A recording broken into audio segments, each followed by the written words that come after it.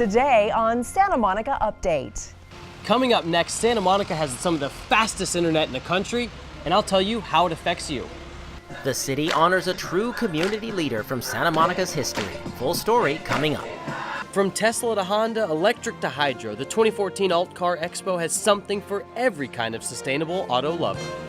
We have news about the city of Santa Monica. I'm Tamara Henry.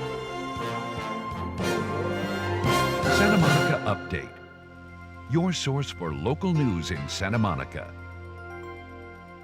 Santa Monica Update starts now. Hello, everyone. Social media means exciting, evolving interactions with friends and colleagues. And yet, there are also other aspects of social media that blur the boundaries of accepted behavior, sometimes even crossing legal lines, requiring new laws to be written. The City Council is in the process of doing just that with a web app called Monkey Parking. This app allows drivers who are about to exit from a parking space to tell nearby people looking for parking that this space is about to be available. Then the drivers bid against each other for the right to park there. Not so fast, Monkey Parking. The City Council has just designed an ordinance that will stop this activity. It passed unanimously. Key to the city's objections were that the app, by selling access to a public asset, infringes the city's right to regulate its own streets. The app could lead to confrontations between drivers, creating public safety issues. And drivers using the service would need to be texting while driving. So, nope. Monkey Parking, not here. The law goes into effect after a second reading. When you want to find out about the candidates for public office in Santa Monica, remember smvoteorg. Produced by Santa Monica City TV and the League of Women Voters, Santa Monica Education Fund On the Record features candidate statements from City Council, School Board, College Board, and Rent Control candidates. City Council candidates also have short videos speaking about local issues on the site. Do your duty as a citizen. Check out smvote.org. Virginia Avenue Park recently received a beautiful new enhancement. As the city unveiled a new plaque commemorating the legacy of Thelma, a Santa Monica citizen who dedicated her life to youth and after-school programs. Daniel Farias was on the scene and shares his report. Saturday, September 27th, marked another milestone for Virginia Avenue Park as a ceremony was held for the unveiling of a new plaque commemorating the achievements of Thelma Terry, an African-American woman who committed herself to the well-being of the youth of Santa Monica during the 1950s. She really represented what community is.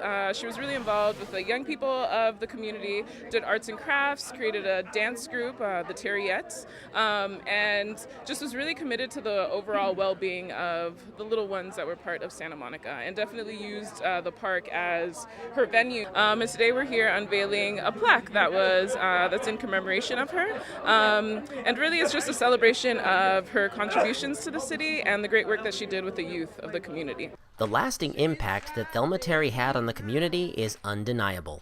Her tireless work drafted the blueprint for the official organization of youth and after-school programs, not just in Santa Monica, but eventually statewide.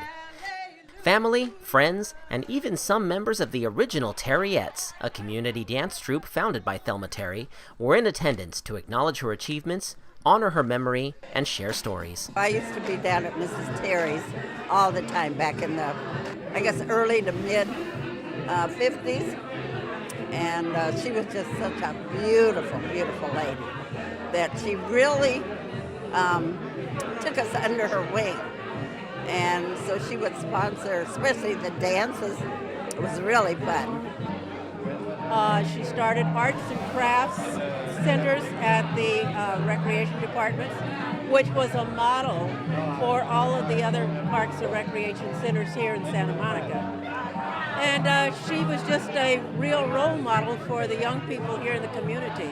It was just great growing up here and having someone like that would help all the youngsters in that era. But she just had a beautiful smile, you know, warm feeling about her. Like even right now, I can just picture her. And it was all just really genuine. Well, it was another successful event here on a beautiful Saturday afternoon in Virginia Avenue Park. It was a fitting tribute for a well-deserving woman.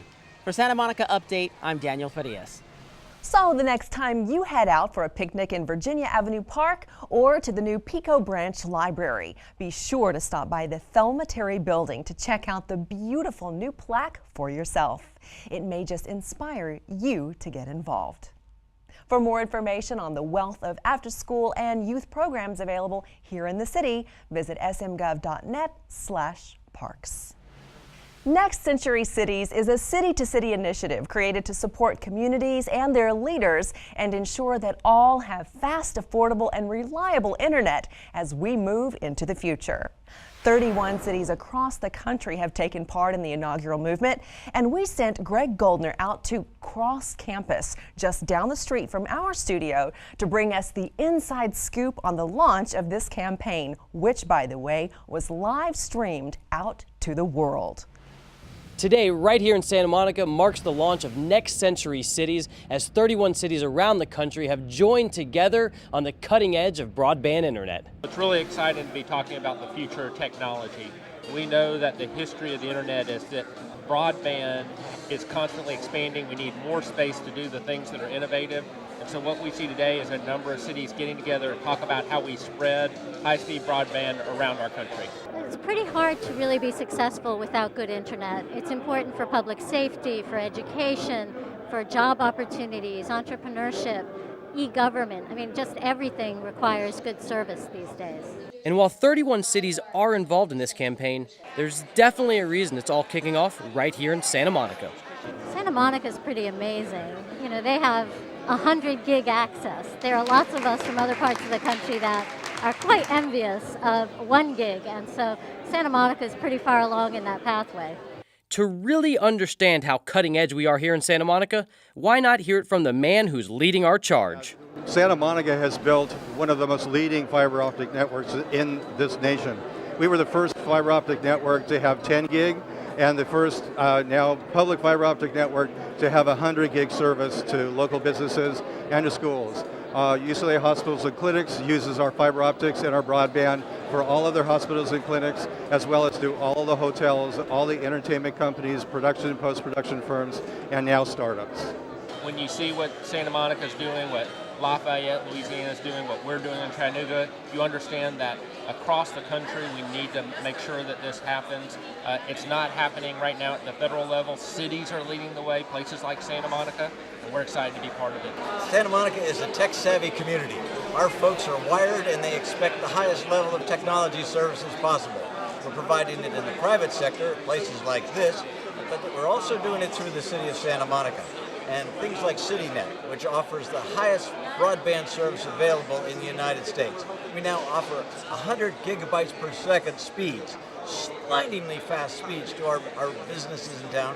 And we've made $1.75 million on this offering last year in profits, which we've turned into Wi-Fi services for our residents all along our major arterials, all of our city public facilities. So we're hoping to get it out into the neighborhoods in the coming years. This is an international world. We have to be globally competitive. We also have to make sure that each and every one of us has a chance to fulfill our dreams. Digital equity is important, so for each and every one of our citizens to have a chance, we've got to be able to have that infrastructure that goes to every home and every business so that all of us can take advantage. With technology booming and the demand for internet speeds rapidly rising, it's great to know that Santa Monica is ahead of the game.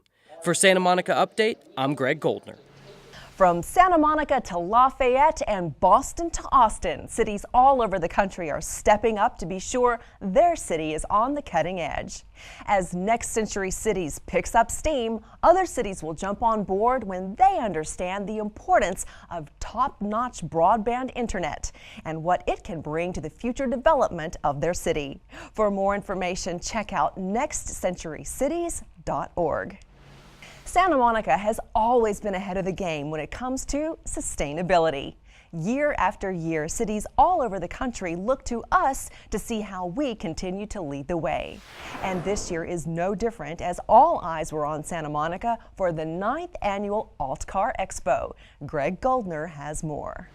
We're out here at the 9th annual AltCar Expo in Santa Monica, and guys, I'm having way too much fun. People are interested in alternative fuel vehicles. They want options, they want to have choice, but they don't know, there's no one place to get information except the AltCar Expo. And you can come and learn about hydrogen and electric, try the cars out, and really learn everything you need to know to be able to make a good decision about changing from a gas fuel vehicle to an alternative fuel vehicle.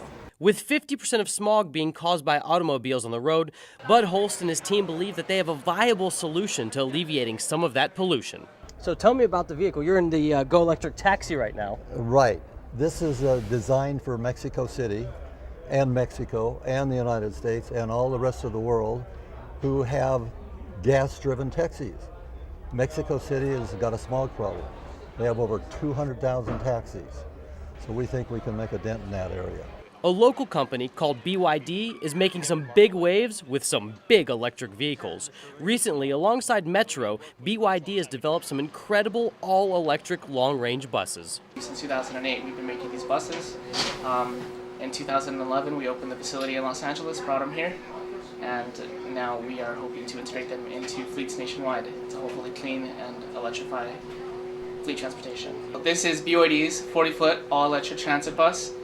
Designed in Los Angeles, built for LA Metro. We hope to integrate them seamlessly into Metro's fleet. We're delivering 5 near the end of the year, and hopefully it will be in operation at the beginning of next year. And if you thought the AltCar Expo was just a chance for major car companies to showcase their autos, think again. The kids from Samoa High have been working on a project called Team Marine, where they took an older gas VW Beetle and converted it into an all-electric vehicle. It's amazing. I'm here with my man Jay from Eco Rico. Nice meeting you. How suave of a name is that? I like Eco Rico. Hi, we are a brand new company, design product for eco-friendly recreation and commuting. So we just keep the first several letters of each word. Yeah, eco-friendly, recreation, commuting, Eco Rico.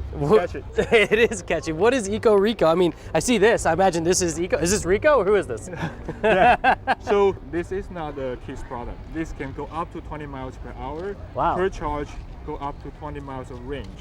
And so 20 miles per hour, 20 miles of range. Yes. Not for the youngsters. This thing is truly incredible. From the highest quality and most rapidly recharging batteries to an extremely light frame and folding mechanisms that make it ultra compact, they've thought of everything on this bad boy. You have all your information on the digital display here. It's got information. Yes. Does it say my name?